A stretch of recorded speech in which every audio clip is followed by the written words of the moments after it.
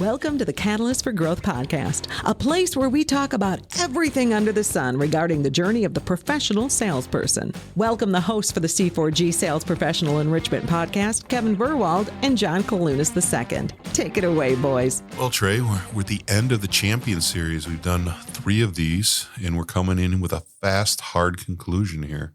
It's been really enjoyable. So let's talk a little bit about what we're going to talk about on this C4G podcast today. The spirit of a champion, embracing excellence and resilience. You know, we often hear about the physical and mental aspects of success, and we've talked about those in earlier podcasts. But today I want to delve into a topic of equality, if not more important, the spirit, right? The spirit that represents our inner drive, the unwavering force that propels us towards greatness. And again, we're trying to help financial advisors, professional salespeople become greater in trying to make that step of a degree every single day, a degree of moving forward to what their dreams and goals are. So in the essence of a true champion, again, I want you to define what a champion is again, because we all think of it's the lady holding the trophy or the guy holding the medal. And that's not really what a champion and how we're defining it is today. But I want to join today and let's talk about unleashing the power and harnessing the power of the spirit, right? And let's have a little fun with it today and with our listening audience. Yeah. So let's talk first. What is it? What is a champion? And I think especially just the way I was brought up, you know, in Michigan and everything, and just kind of how we go about and what we value in our life. It's the everyday working man, right? Someone that's going to get up, provide for their family. It can be man, woman, doesn't matter who, but someone that's going to go out and set out and do what they say they're going to do, right? I think that's a great thing to always mention because people want to talk all this big talk, but we really don't celebrate people that actually deliver on it, right? Imagine how that can change as you're an advisor, and we see a lot of gaps the way advisors raise their kids. There's a lot of advisors that are really in tune and are doing the right thing, and they understand the work-life balance with their children, and there's others that don't. And those children are sort of, I can see them get left behind, and you've got to be involved. Imagine teaching just that skill, or not, that's not really a skill, but teaching that attribute, to your child on how much further they'll be ahead of the normal kid, right? Of the average kid who's, you know, not getting that. And I don't think we have a lot of that in society right now. And this discussion today, you know, about spirit, I say spirit instead of just heart, you know, probably because of lacrosse examples and everything and the influence that the Native American community has had on me, teaching, you know, the different spirits that they learned growing up. But I think it's also important to just look at the basics, right? The spirit of someone is that little voice in you that says, keep going. When the world shouts to give up, to quit, to go home, and not accomplish what you set out to accomplish. It's really powerful. That's really power, that spirit, that internal spirit. It's given to you by God, right? What is your upper God you worship, right? Yep. It's given to you by God. And we don't listen to it often enough. And we don't teach our children to listen to it enough. It's kind of funny when you look at, you know, social media now and you look at Dr. Phil even, right? You always hear I love Dr. Phil. Yeah, you always hear that story of, you know, the mom that lifted a car or defended her kids against a bear. You know, they had that gut feeling. Not usually the same lady. Yeah, but they, you know, they always talk about that inner spirit that told them, that little voice inside them. And that's really what it's about, because I think people sometimes shortchange that and they're like, let's look at the analytics. No, trust your gut in a lot of situations. Keep fighting and don't back down. Yeah, cultivating your sense of purpose to give you your own individual North Star. Explain a little bit about that and how you've done that. Yeah, so in a previous episode, we talked about purpose really being that destination. You know, in this one, we're just talking about it in North Star. That gives you, you know, before we had all this GPS and, you know, Gen Z, I'm the oldest of Gen Z. As a 97, you know, birthday. Well, let me just publicly say, horrible generations, by the way. Horrible. That's what you think. I mean, yeah. Oh, I've got a whole bunch of people in mind that think you're horrible too. It's not just a personal opinion. And at least in my generation, let's take out the Boy Scouts because they know how to navigate from a North Star. But everybody else. Oh, you mean just the Scouts now? Yeah, just the Scouts. Because now we don't have Boy Scouts. We just have Scouts. That is true. Thank you for bringing that up and taking this right down a rabbit hole today. It's for views, right? But no, I think that when you look at your purpose, that really is your North Star in the sky. And we can look at all the examples that the North Star has always played throughout history, right? And the impact it's had on communities to finding their destination. But your purpose, that's what it is. So what journey are you on? We might never be able to fully achieve that North Star and get to there, right? And move and accomplish what we want to, but at least you have something guiding you. That is your railroad tracks on this journey. Even if you set your North Star or whatever it is, your purpose, right? And you don't achieve it, you've still accomplished more than most. Especially when you look back and if you keep your head down and you do the other things that we talk about and maybe forget a few, you're still going to look back and say, wow, what a trail I blazed. What a journey, and what opportunities I gave people as I went forward. I think that's the most important thing. And you may not hit that goal. You know, we always say the example of being in the NBA. You may never be an NBA player, but if you're working towards that, you're going to have good physical fitness. You're going to set example for people of health and nutrition and all that good stuff. You're going to leave it. Even a failure can leave a really positive trail for other generations. And I think the younger generations don't have a lot to look forward to that is authentic and true, because the society we live in now is sound bites, clickbait. You're inundated with all these individual thoughts that aren't really real. I agree with that. And I think that, you know, especially now too, with all the social media, it's more about information just consuming, when really we should be out on our own paths, right? With our North Star and having actually that North Star line up with challenges. Because I think that in our own lives, challenges are our opportunities. Yeah, let's talk about challenges as opportunities. That's interesting you say that, because they are. They are. And I think that they're kind of misconceived. And maybe that's because people only look at it as a win and loss, and they don't think that you've got to have a debrief time, right? Isn't it amazing that most people, when they see a challenge, they look at it as a half glass instead of a half full? And I think that goes back to psychology, right? That a lot of people think negatively. So when you challenge yourself to be positive, see, when I see opportunities all the time, and I've always tried to capitalize those. When I see a disalignment in a market or a new regulation or something, I try to get on top of it. So we simply have a competitive advantage, because people are the procrastinators I'll always win against, right? Yeah. And the people that want to fight it, it's all negative energy. If you flow with it and you go with it, you can get way ahead. And I've always looked at the challenges as an opportunity to get better at the worst case scenario, but to maybe propel others in the organization as a competitive advantage is the ultimate goal of a challenge. But at least I'll get better by taking on that challenge. I agree with you. And what kind of always pops up into my head when I think of challenges is, you know, an image of a wall, right? You can go over it, you can go under it, you can go through it, you can go on either side. In my limited career and life experience, I know how to get around the wall one way. So I've got to figure out the 6 other ones in this crazy life, because challenges are going to be constantly thrown. So especially at this point in my life, I look at the challenges almost as like an information gathering, hurdle in my life. So I go out and seek a lot of information from people, you know, at work, at DocuPhase. I ask 4 or 5 people, you know, different things about leadership, different things about our software, just to understand, okay, this challenge, how do I get around it this time? I have told you that about The Rock 1,000 times. You've heard me say it.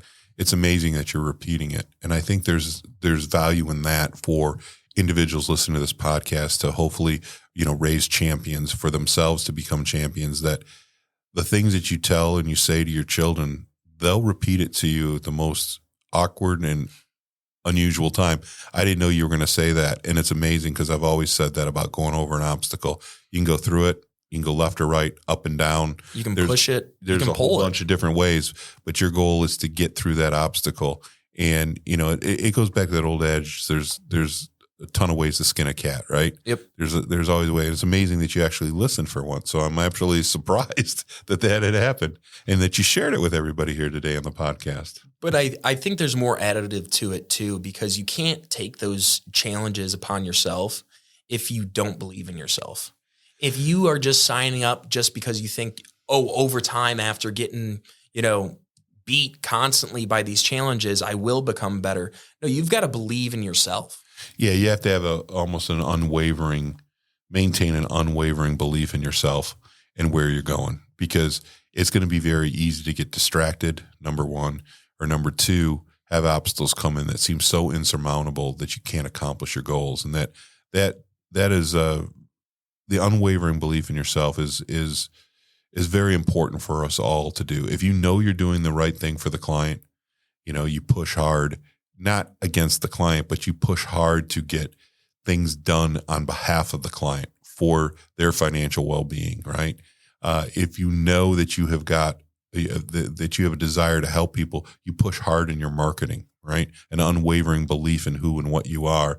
And people are going to tell you no more than they're going to say yeah. So the formula going in. Don't get upset with it and keep grinding. And that's how that grinding is going to make you that champion that we talk about. Yeah, but one thing I would like to add on to that too, that I think isn't said enough, is self-doubt is natural. So I don't care if you're 80 or if you're 15, and you're always going to have that self-doubt. That's just who we are and how we're programmed as humans. Every day.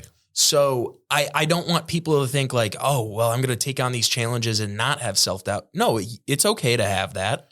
And understand. Self-doubt is part of our survival instincts of self-preservation, right? Maslow's hierarchy of needs. You need to make sure that there is some self-doubt so you're not doing some things that are really stupid.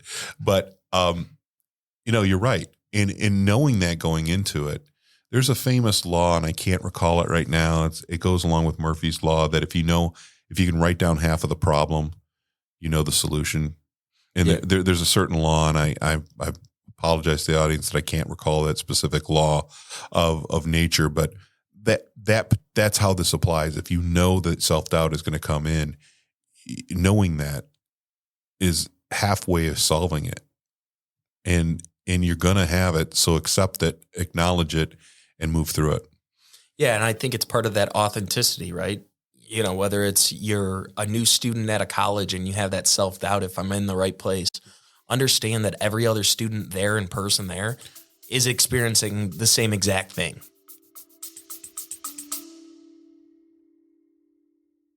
If you would like to be a guest on the C4G podcast, please contact us at info@catalystforgrowth.org or 813-454-0557. Primetime players only. Bring your A game or don't contact us. Yeah, let's talk about how do you develop mental toughness, because that's what we're talking about, right? We're talking about that you have to, you got to listen to that inner voice, but you can't let that inner voice, if the message isn't positive, overtake things. So you've got to be mentally tough, and in your inner voice and with your external voice, you've got to be mentally tough, because adversity is going to happen. Failure is going to happen. It's part of the growth process. I don't care if it's a client acquisition strategy, if it's a referral strategy, if it's using our great biography process at catalystforgrowth.org, all of that, there's failure embedded in it, but that makes you great. Yeah.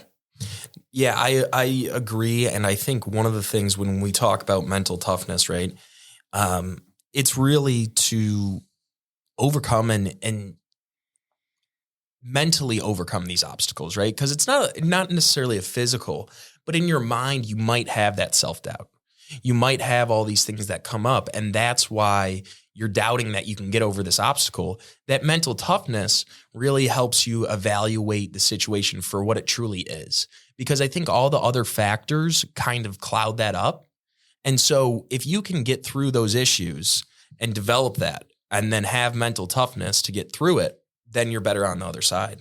Our ideas and concepts are tested in the trenches and will produce results. You can contact C4G at info@catalystforgrowth.org or call us at 813-454-0557 for a private consultation. This podcast that we do every week is committed to continuous improvement. How does that work into the spirit of a champion?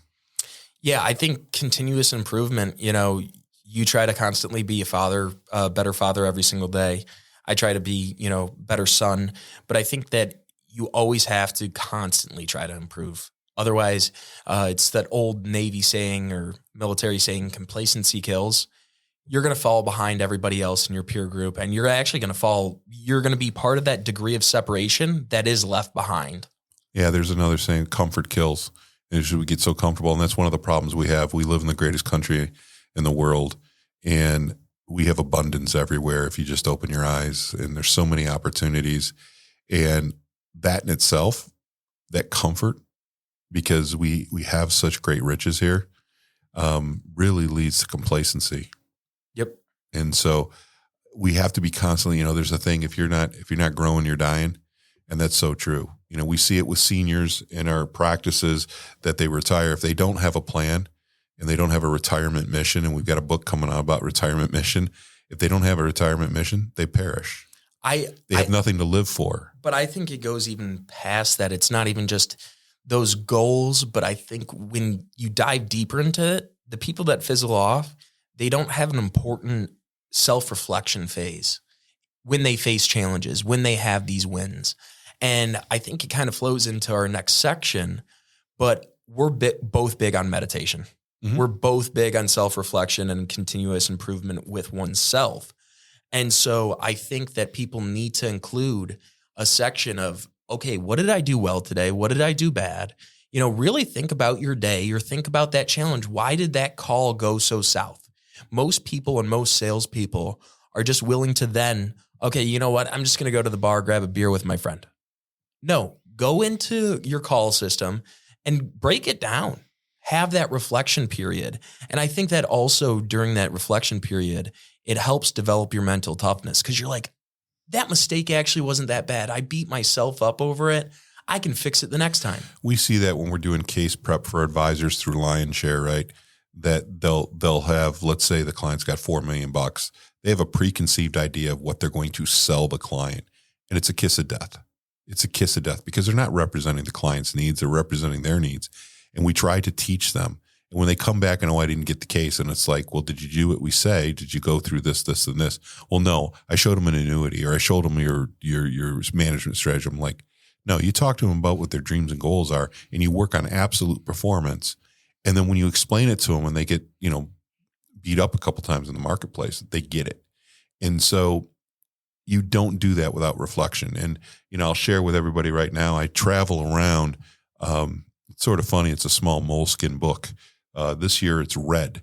And I write down, it's with me all the time. It's in my backpack right here.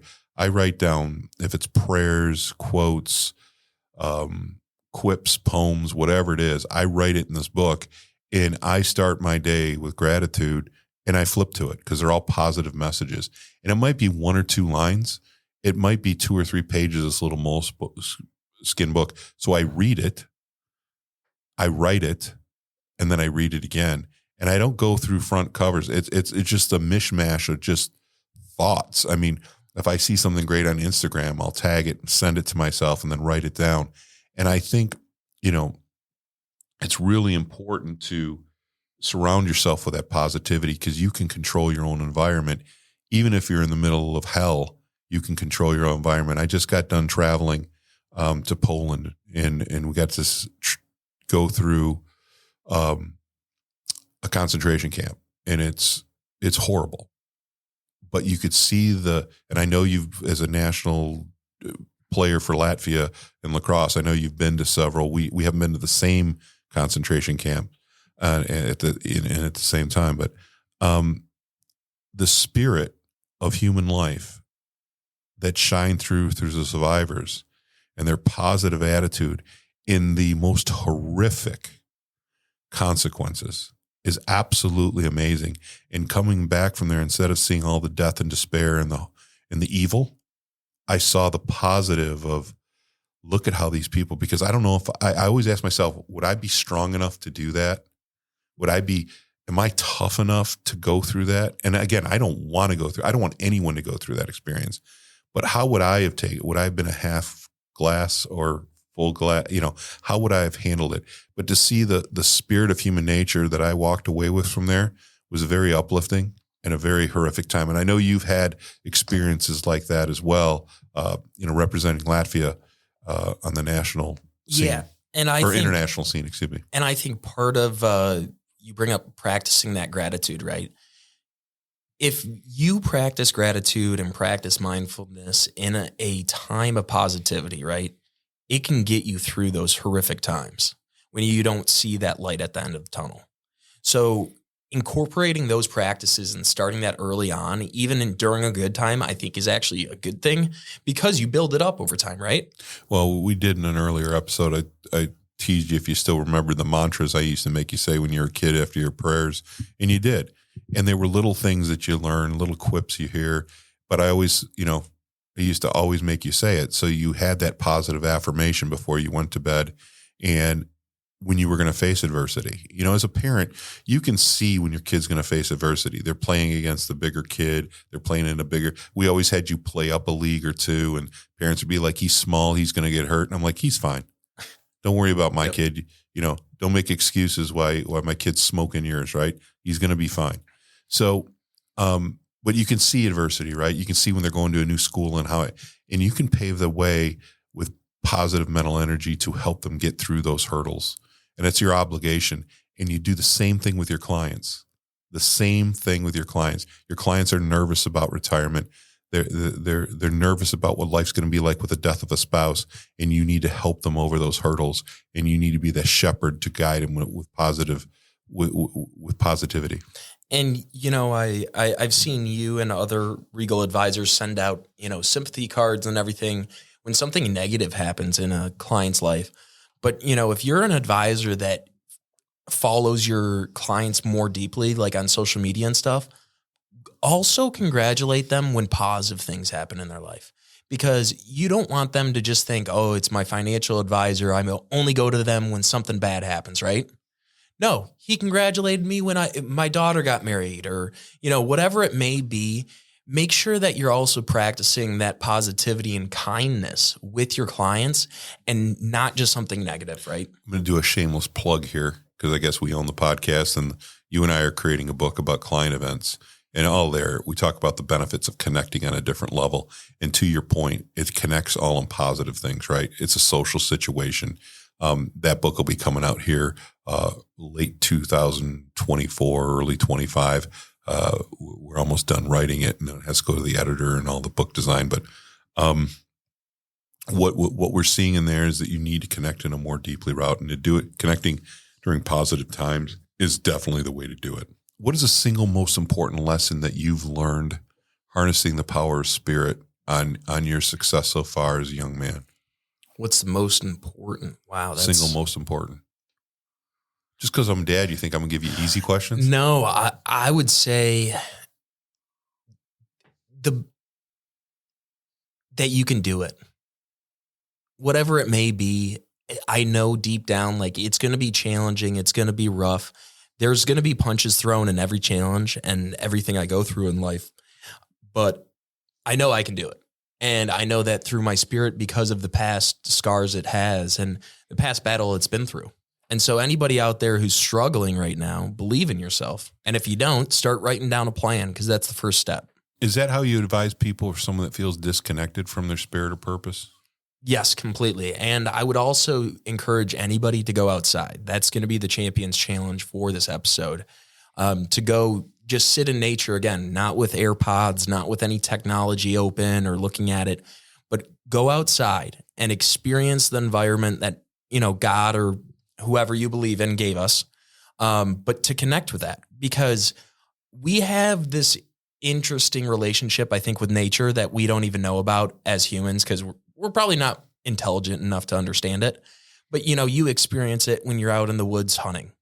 I experience it when I go on a run or something, and I see the flowers, you see the animals, you see life in a different, view. Well, when we were quail hunting in Bolivia, we were pointing out, flowers on the cactus and stuff like that. It was unique. And I think you and I enjoy a good old fashioned country stream and playing in it. I'm 60 years old, but I tell you what, I love going outside. And if there's a stream, walking around and flipping rocks and like a little boy and trying to find out what's under it. And I know you love that too. And it just sort of cleanses your soul. It gives you a peace, an inner peace that allows you to focus on a purpose in what you want to do. And it's like you have moments of clarity, right? Yeah, it's like almost wiping the sweat off your brow at the end of the day, where it's like, okay, I feel refreshed. Okay, this is my next step. This is what I've got to do. You can walk in from a nature walk and feel empowered. I also have the same feeling after a mass or like praying the rosary. I get that same sense of peace. And I think we need to have that sense of peace because it allows you to put things in perspective. That perspective keeps you out of trouble. It keeps you focused on what's important to you. And I think as advisors, we don't do that enough. We're running from transaction to transaction. We're running from dinner meeting to prospect to this to that. We're running around because it's tough being a sole proprietor. It's tough building an individual entrepreneurial practice and doing it on your own. And that's the community we're creating, is that you don't have to do it on your own. You can get better with us. Every single podcast, every single coaching session, and they're all available on our website, catalystforgrowth.org. So what else do you want to talk about, Trey, regarding the spirit of championship and embracing excellence and resilience? I know you've had a lot of victories. Most people look outside and they say, wow, you've accomplished a lot of things. But you've also had some dark moments, your surgeries, your injuries, and how you fought through them. You've had self-doubt. I think and I think every kid has that in different degrees. I mean, you could be the 8th grader who flunked a math test, right? And how does a parent help that kid? Because it's human nature to have self-doubt. It's human nature to feel sorry for yourself or to not challenge and take that step forward. How do you go about changing that?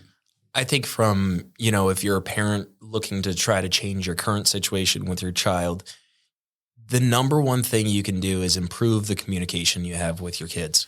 I think that we don't put enough value on communication in America. And, I get on you about how you reply to employees, whether it's an abbreviation, THX for thanks. Because that's another generational thing. Holy moly. You youngsters can't. I mean, I got to write a book to you. Well, it's just thanks. Because that can be seen as passive aggressive, and people can read it differently. So, I encourage anybody, if they want to connect better with their kid, or they just want to connect with their partner or anybody else, go out and have a real conversation. And that's taking out the other factors, take out TV, find somewhere soft to sit, but also be open. I think about the legacy that I want to leave as a champion. That's exactly what I was going to get. My next question is, what legacy do you want to leave? And why are you doing this? Well, there's 2 questions.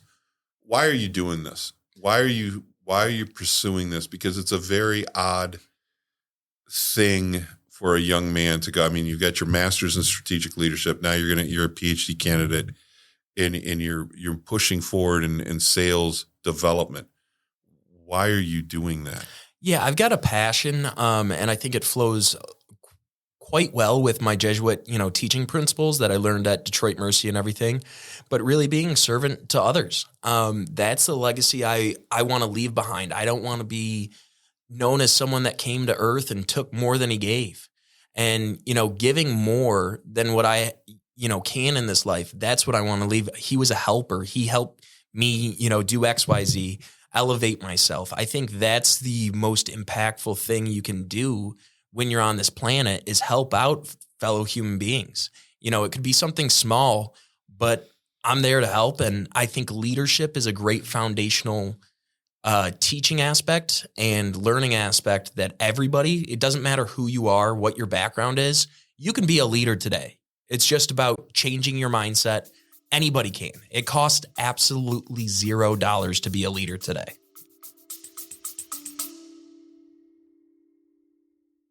C4G is a service-disabled, veteran-owned business. Thank you, Deborah. And all those that have served our great country. You can contact C4G at info@catalystforgrowth.org or call us at 813-454-0557. It's interesting why you took that principle, the servant leadership from Jesuit education, and applied it to salespeople. And then I was thinking, like, why would you do that? And it's because you grew up in a sales organization. I mean, when you were 2 or 3 years old, I mean, you were walking, we owned a building and you were walking around on the weekends while we were there. And I mean, I can tell you the people that were pushing you down and making fun of you and messing with you as a kid to toughen you up, were some of the same adults that you mentioned, you know, Larry Taunt and Chris Wilkes and Brian Yarch, Don Carlson, that have been in your life, and you've seen it, and you've seen all of the sales professionals at Regal. And so it's just sort of, I guess, a natural, I didn't think about it until this podcast, but it's just a natural transition and coupling of your passion of leadership with helping salespeople, because sales professionals completely fragmented. And they look at it more as a transactional, you know, well, look at the financial service industry. Yeah. You got the RIAs, which are fiduciaries, and then you've got the insurance and broker dealer people who are completely transactional, and they're at odds at all the time, and they shouldn't be. The fiduciary responsibility should extend to RIAs and insurance people, and vice versa.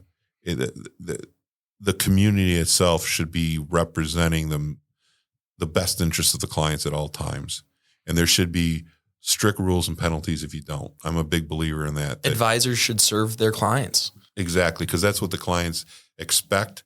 And I don't want the government regulating it. I would much rather regulate it from a self-governing body. There, you know, the brokers that are listening are talented to this podcast. They're the top of the profession because they want to get better, and we need to police our own environment. And I tell you what, by being, you know, sunlight's the greatest disinfectant, right? And by talking about leadership principles and talking about financial service and becoming better and better for your family, there's not a downside. It's all ups. Exactly. It's all ups.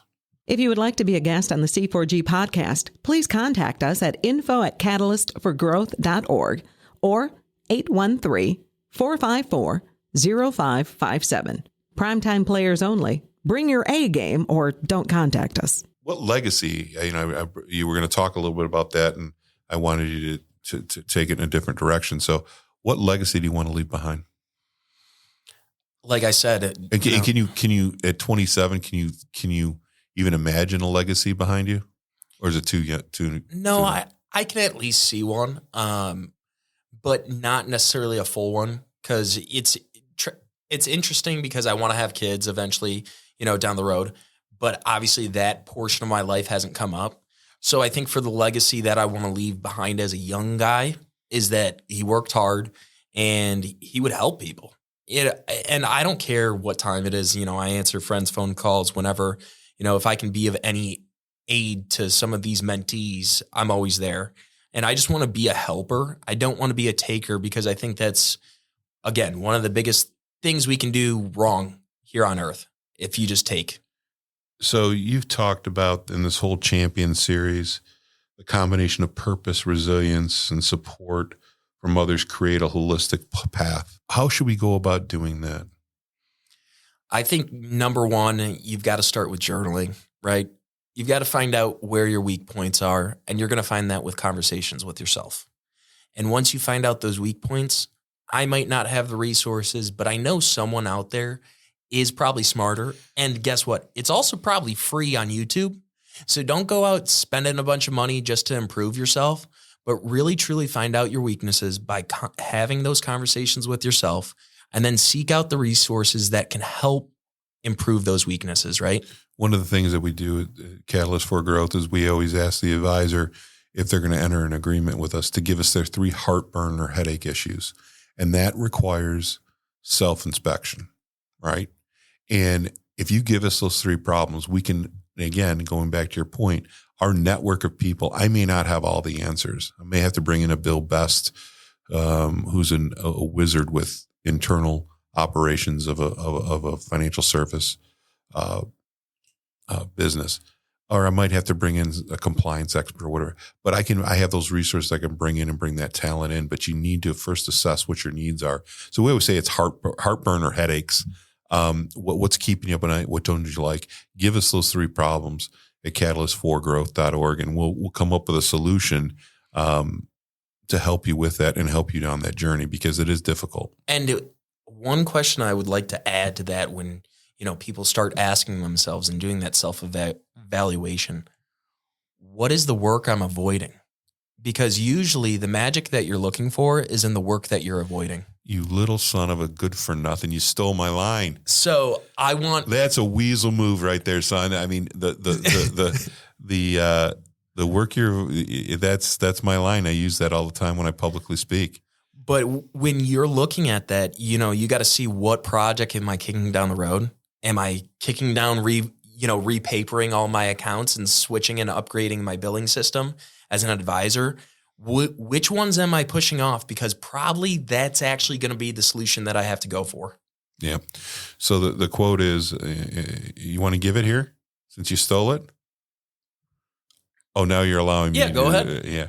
The magic you're looking for is the work that you're avoiding, is in the work you're avoiding.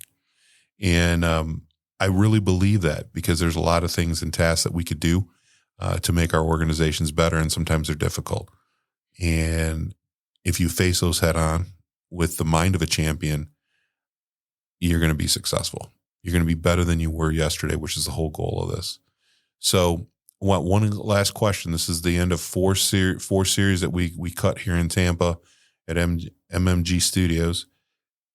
I want to ask you this question. This is I've always writing in the back of my little book here, podcast questions, and this is one that I've been saving for you. If you could go back in history and have dinner with a four top, so there's you and three people, who would those three people be throughout history, dead or alive? Jesus. I knew that one was going to come. Attila the Hun. Marcus Aurelius. It's absolutely amazing. You're my son.